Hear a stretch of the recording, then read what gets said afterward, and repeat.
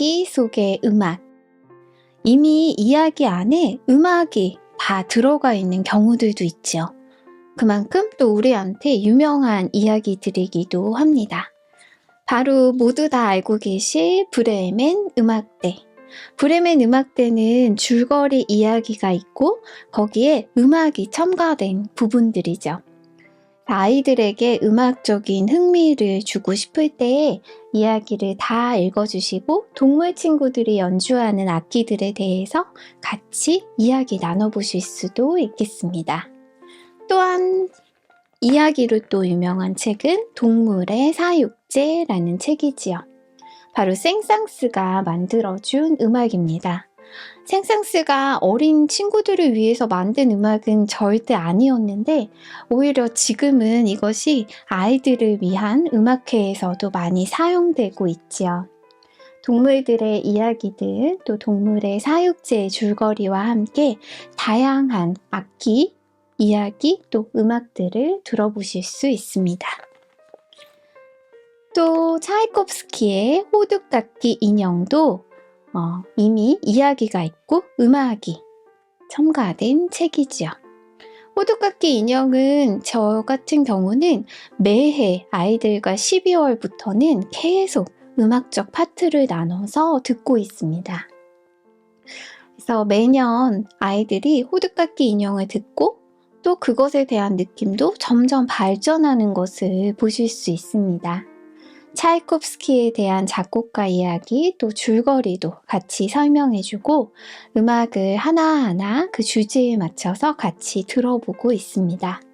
호두깎이 인형 책이 굉장히 많은데 저는 이 키즈엠이라고 하는 출판사에서 나온 책을 가장 추천하고 싶습니다. 음악 공부를 하다 보면 처음에는 재미있고 좋다, 즐겁다 이런 마음으로 하지만 어느 순간 악기를 배운다는 것은 연습이 꼭 들어가야 되는 어려움들이 있습니다. 그럴 때 저도 아이들과 소통하는 과정에서 연습해! 막 이렇게 강압적으로 얘기하기보다는 왜 연습이 필요한지, 그리고 연습을 하기 싫은 마음이 왜 당연한 건지에 대해서 아이들과 이야기를 나누게 됩니다. 그럴 때 바로 그림책이 우리에게 도움을 줄 수 있습니다. 추천하는 그림책 중에 나의 바이올린이라는 책은 주인공이 바이올린을 배우고 싶어서 너무 신나게 이제 시작을 하는데 어느 순간 바이올린을 하다 보니까 연습도 해야 되고 또 소리도 예쁘게 자기가 생각한 것처럼 예쁘게 나지 않고 그래서 너무너무나 속상해하는 과정들을 거치게 됩니다. 그러면서 어느 순간 바이올린은 꼴도 보기 싫은 악기가 되는 거죠.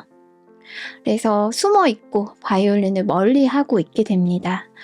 어머니들이 음악을 배우는 과정에서 그런 순간이 올 때 이제 그만해야 되나 끊어야 되나 어떻게 해야 될지 고민이 많으실 텐데 그럴 때 제일 좋은 방법은 선생님과 솔직하게 이야기를 나누고 그 과정을 극복해 가는 시간이 매우 중요합니다. 나의 바이올린에서는 어떻게 다시 바이올린을 사랑하고 연습의 과정을 기쁨으로 느끼게 되는지 그 이야기가 가득 담겨 있습니다. 또한 피아노를 또 배우는데 연습하기 싫은 피아노 치기는 지겨워. 이 책도 연습에 대한 너무나 힘든 이야기들이 동감할 수 있는 이야기들이 담겨 있습니다.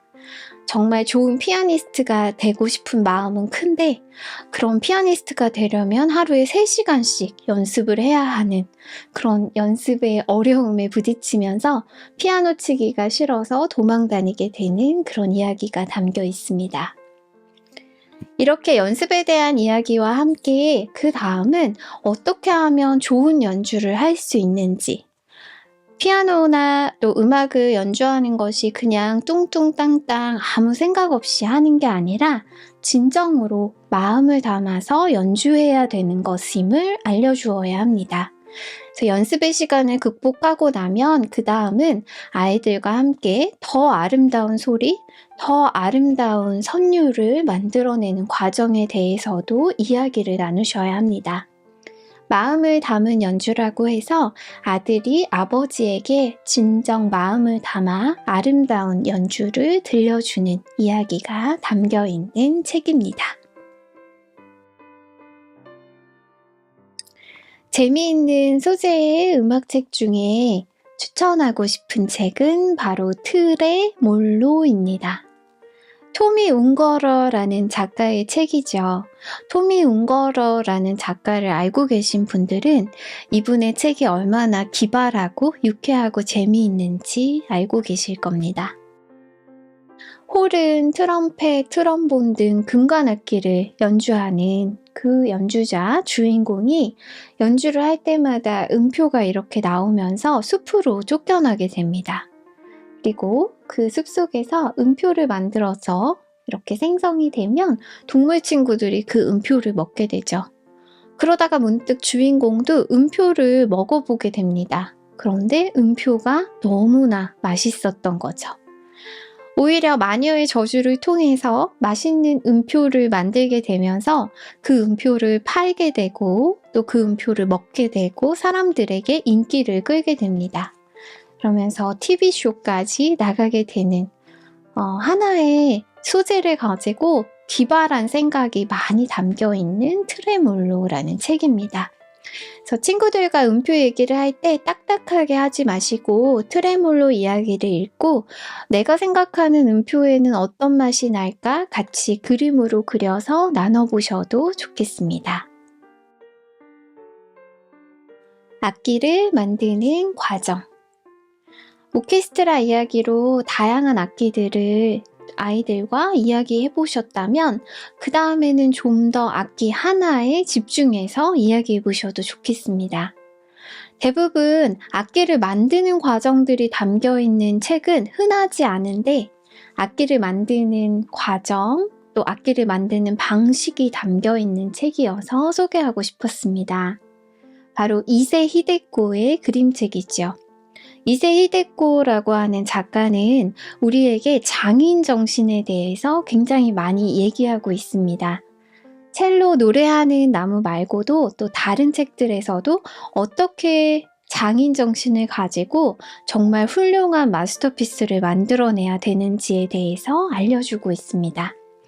이 첼로 노래하는 나무도 첼로를 만드는 과정, 나무를 선택하는 과정, 또 나무를 자르고 또 나무를 말리는 과정, 어떻게 하면 첼로의 깊은 소리가 나는지 그 이야기들이 가득 담겨 있습니다.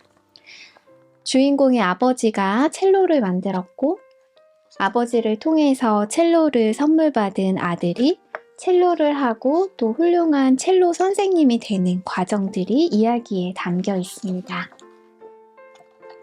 마지막엔 첼로 선생님으로서 또 자신의 아들에게 첼로를 선물하기도 하죠. 그래서 하나의 악기가 어떻게 가족에게 의미를 가지는지에 대해서 우리가 첼로 노래하는 나무를 통해서 만날 수 있답니다.